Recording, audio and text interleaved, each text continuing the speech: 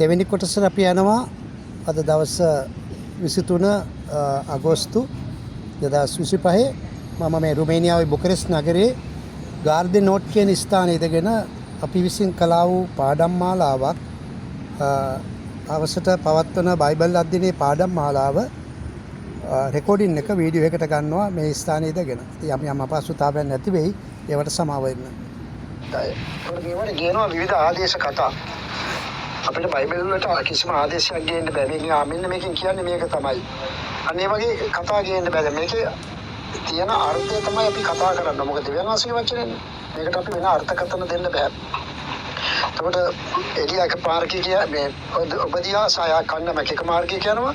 අනිත් කණ්ඩායමේ ආහබ් යනවා. ඒ යනවා තමයි හම්බෙන්නේ. ඊට පස්සේ ඔබදියා ගිහිල්ලා එළිය ළඟ දැනීමට කියන ඔබ ඇත්තටම එළියද ප්‍රපේතවරයාද කියලා. ඊට පස්සේ 9 වෙනි පදය 8:9යි 8 අපි හරි බැරිනේ 8 කියනවා එළිය කියනවා නේද ඊට පස්සේ ඔබද මම එළියය මේ ඉන්නවා කියා ඔබ ගොස් නෙමේ ස්වාමියාට කියපන්නේ කීවේ.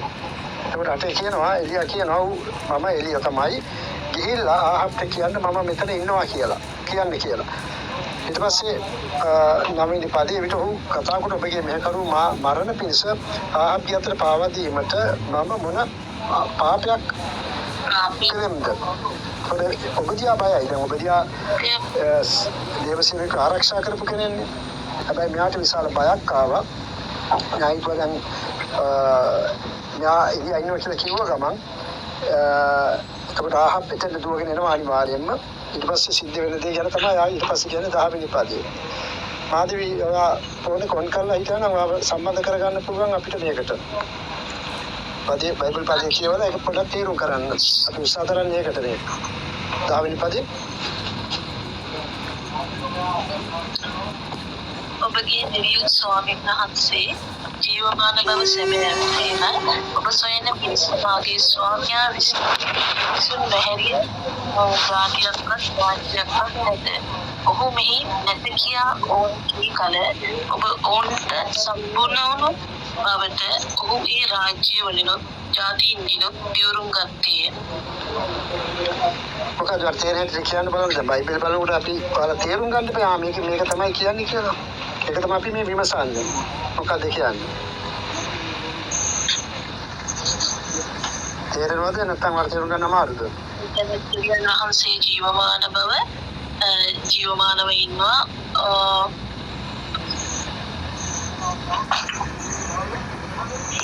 අමාරු නේද? වැඩි තේරෙන්නේ නැහැ. කාටද කියන්න පුළුවන් තව කෙනෙකුට?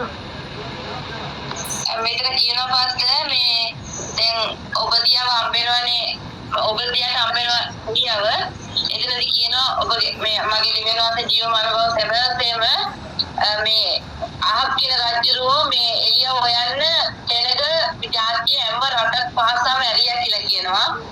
එතකොට ඇයි ජාතියක් රාජ්‍යයක් නැත ඕ මේ නැත කියා. ඒ කිය හැම සෙබලෙක්ම ඇවිල්ලා කිව්වේ ඒ කිසිම රාජ්‍යයකවත් ඒ කිසිම තැනකවත් එළිය නැහැ කියන එක. ඊට පස්සේ කියනවා මේ රාජ්‍යවලින් ආහබ් ඇවිල්ලා ඒ කිය මිනිස්යාගෙන් දිනුරුම් ගත්තා කියලා කියනවා. එළිය ඒ කොතනකවත් ඉන්නේ නැහැ කියලා දිනුරන්නේ කියලා. ඉන්නේ එතන දිනුරක් කියනවා. බලන්න එතකොට මේ බයිබලයේ වන්නා සරලව අධ්‍යාත්මික නැත්නම් ගැඹුරු අභිරහස් ආත්මික අභිරහස් තේරුම් ගන්න බැරි වුණත් අනුමානේ බයිබලයේ කියවලා මොකක්ද මෙතන උනේ කියන එක තේරුම් ගන්න ඔයාලා උත්සාහ දරන්න. ඇයි දැන් මාධවි ඉගෙන ගත්ත කෙනෙක්නේ. නමුත් යාට බැරි වුණා කියන්නේ දැක්කද? මේකට අධ්‍යාත්මික අවබෝධයක් අවශ්‍යයි. ඒක තමයි නිතර බයිබලයේ අධ්‍යයනය කරන එක බයිබලයේ කියවන එක අත්‍යවශ්‍යයි. එතකොට ඔබදියාට එහෙම කියනකොට දෙලියා කියනවා ගිහිල්ලා කලින් බයිබලයේ ඉගෙනගෙන නැහැ. මම කලින් බයිබලයේ ඉගෙනගෙන නැහැ පාස්ටර්. ඉගෙන ගන්නකොට මේක තියෙන අර්ථය තමයි අපි අහන්නේ ඉස්සෙල්ලා. ඉගෙනගෙන නැති වුණත් පාස්ටර්ගෙන් තමයි මම පළවෙනි වතාවට ඉගෙන ගන්නේ. right. එහෙනම් මාස දෙකක් ඇතුළත ඊට පස්සේ රහ දක්වන්න ඕනේ. හරිද? ඉගෙන ගන්න හොඳට. දැන් මේ කියන්නේ හරි සරලයි දරුවනේ. හරිද? ඔබගේ මෙහෙකරු ඔබගේ දේව ස්වාමීන් වහන්සේ ජීවමාන බව සැබෑවසේම ඔබ සොයන පිණිස මාගේ ස්වාමියා විසින් ඒ කියන්නේ මේක කියන බලන්න හරි සරලයි.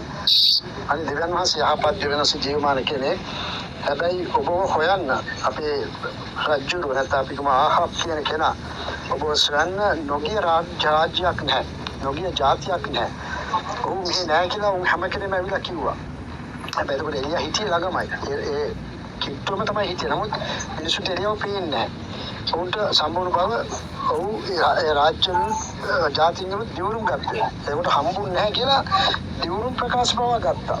නෑ අපි දැක්කේ නෑ. එළියා ඉන්නවා දැක්කේ නැහැ කියලා. ඒකට බලන්න මේක ලොකුම අභිලාෂ තමයි දෙවියන් වහන්සේ අදහන දරුවන්ව විනාශ කරන්න බෑ. දැන් මම 2013 මහින්ද රාජපක්ෂලාට විරුද්ධව සංගරාවක් කියපු මිනිස්සේ ඊට 13 මම පෞද්ගලික කාලේ මේ ගෲප් එකට දැම්මා. හැබැයි මොකක් බලලා හිටියා මම හිරේයි මාව සුදුලන් වලින් මුස්සයි කියලා. නමුත් කිසිම කෙනෙකුට එයාලට පෙවුන්නේ නැහැ මාව. හරිද මාව හොයන්න තියෙන සමාට දැකලා නැහැ. එතකොට අපි දෙගණාසියේදී හරියට කරනකොට උන්වහන්සේ අපව ආරක්ෂා කරනවා රැකවරණය දෙනවා. අපිට පූර්ණ කරුණාව අනුග්‍රහය දෙනවා. හරිද? එතකොට උන්වහන්සේට කරන්න බැරි දෙයක් මේ පොළොව තලයේ ඇත්තටම නැතිව තමයි මෙතන අපිට ඔප්පු කරන්නේ.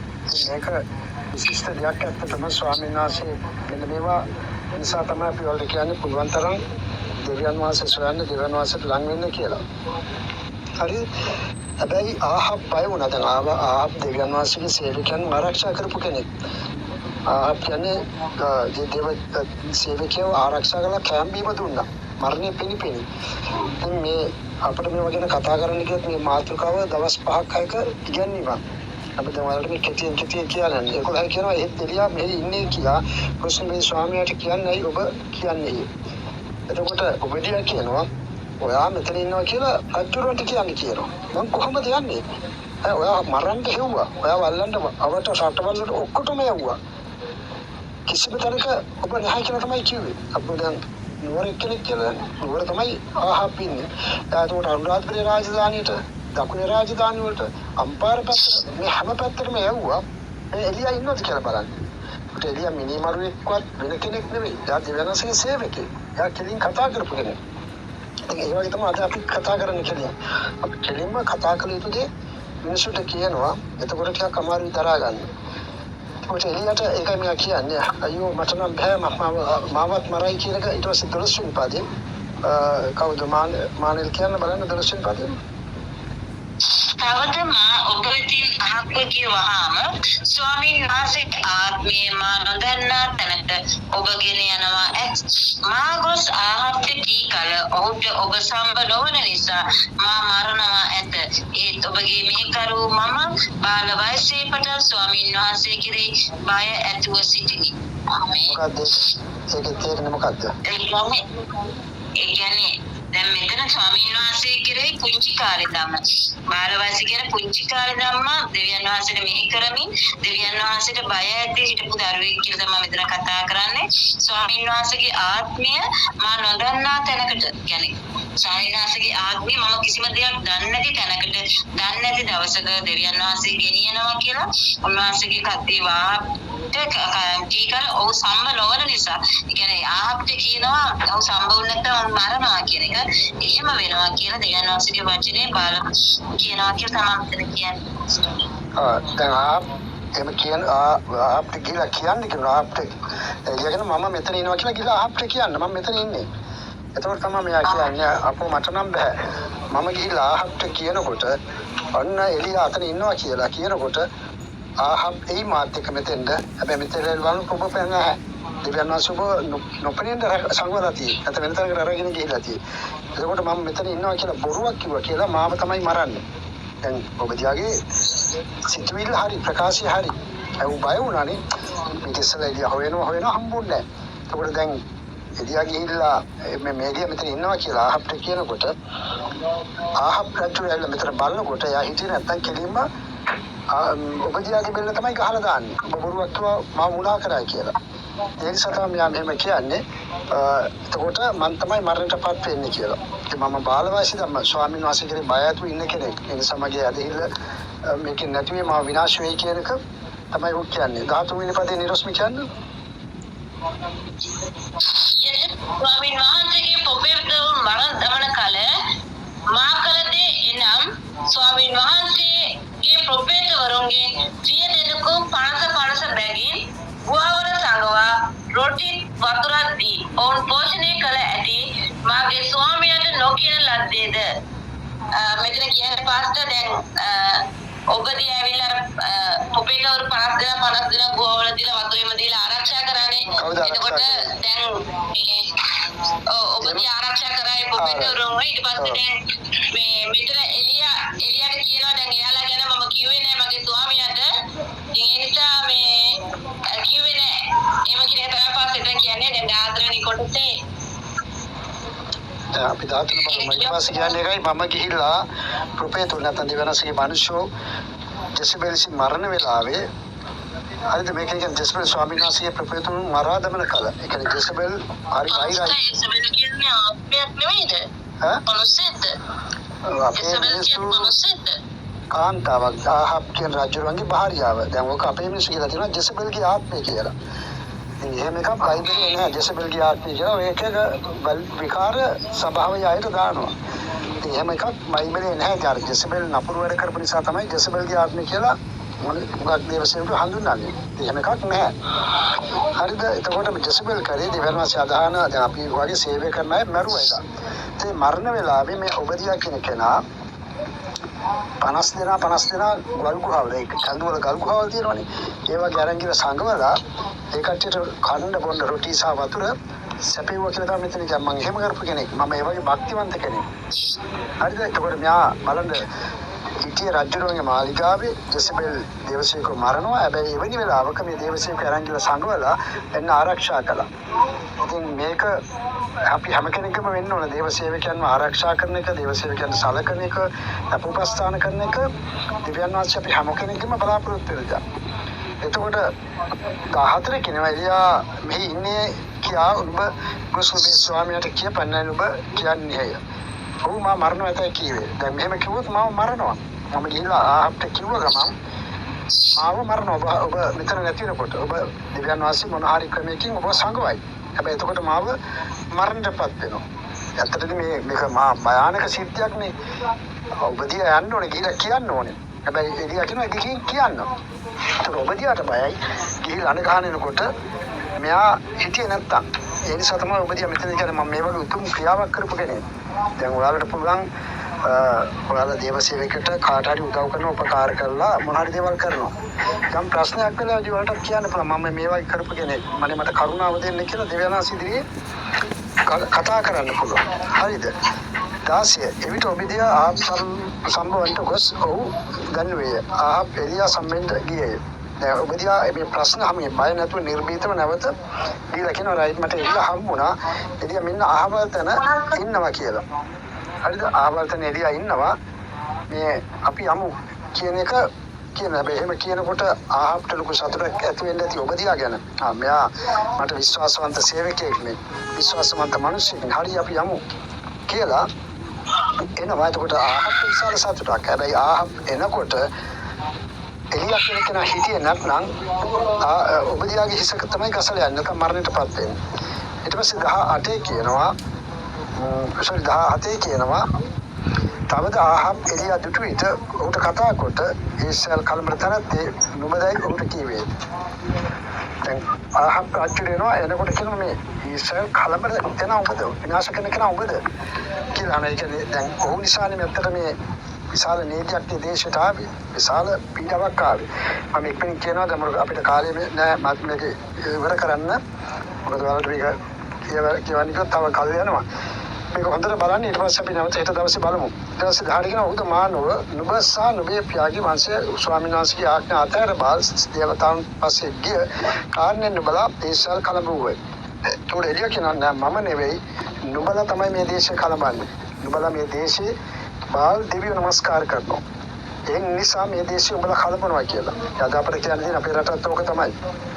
දෙවියන් වහන්සේ අදහන් නැතුව වෙන වෙන දේවල් පස්සේ යමින් වෙන වෙන දේවල් කරනකොට ඒ කට්ටිය තමයි දේශයට ශාපය දේශයට දූෂිතකේ ඇති කරලා තියෙන්නේ. ඉතින් අපිටත් අද කියන්න වෙන්නේ ඕක.